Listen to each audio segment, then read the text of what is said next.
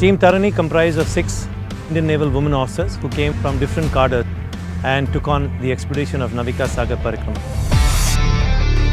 Lieutenant Commander Vartika Joshi was the skipper of this team. She takes her own time to come to a decision, but when she does, it becomes a team's decision. She's a very good leader. Lieutenant Commander Pratibha Jamwal is a Josh box, and she was like the second in command.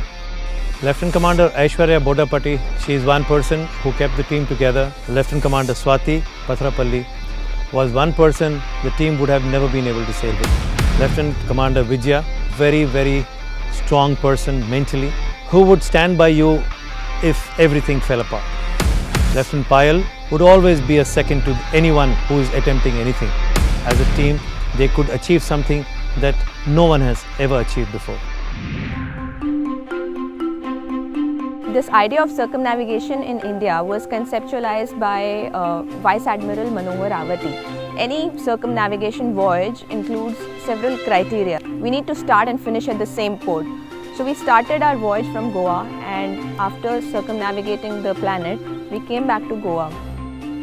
We were going to be the first military organization in the world to be attempting such a thing.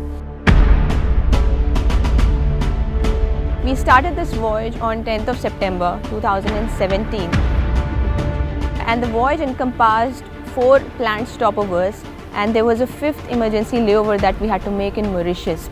The leg 1 consists of moving the distance of around 5,400 nautical miles, and then we went from India, started from Goa to the Fremantle, which is in Australia, which took us 42 days to cover. This was the first leg, and this was the first time we were heading eastwards, whereas in all the 2.5 years of training, we had gone on voyages westwards on the planet. Every leg had its own challenges because of the kind of weather that we faced.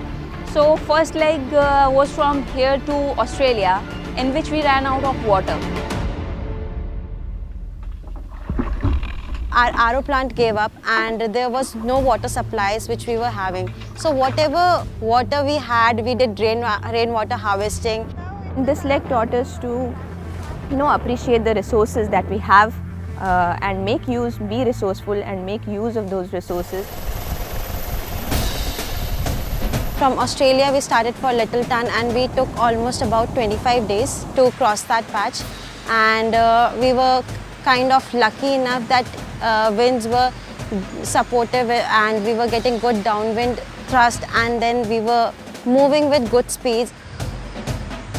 Once we reached Littleton, it was almost like half of the journey is completed. And the next leg was going to be the longest leg of the voyage, the leg 3 from New Zealand to the Falkland Islands through the South Pacific. The most dangerous leg that we had, we crossed the entire South Pacific Ocean. We faced a lot of storms, and one was the major storm. It was hurricane force. The winds were at 150 kilometers per hour, and the sea was as high as 9 to 10 meters. So to put it in prospect, 9 to 10 meters is a 3-storied building. It was the most difficult one, but it also gave us the confidence that yes, we can do it. In those 19-20 hours with sub-zero temperatures and hailstorms coming in every couple of hours, we had to keep the boat safe. And in those times we realized how important it was to be with each other.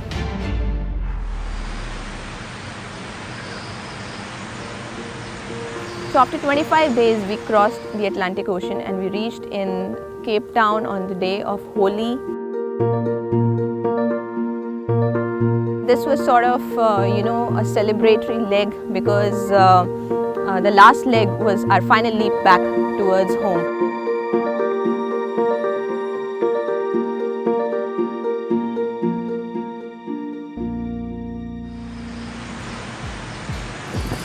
Swati ma'am, what are you up to? Here.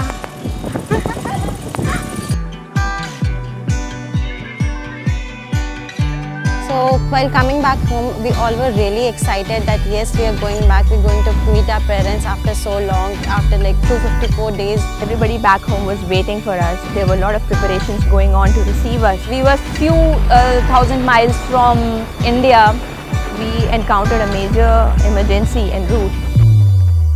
Close to Mauritius, our steering gear gave up.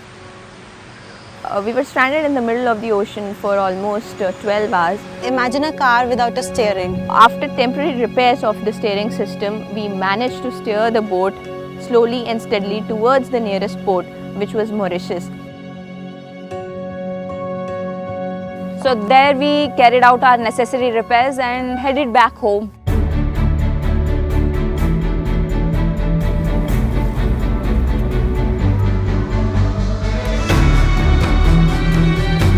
On 21st of May 2018, we arrived back in our home port here in INS Mandovi. Any father would feel very proud of their own children. I think the Navy, being the father, feels extremely proud of what these 6 women naval officers have accomplished. They have etched their names in history.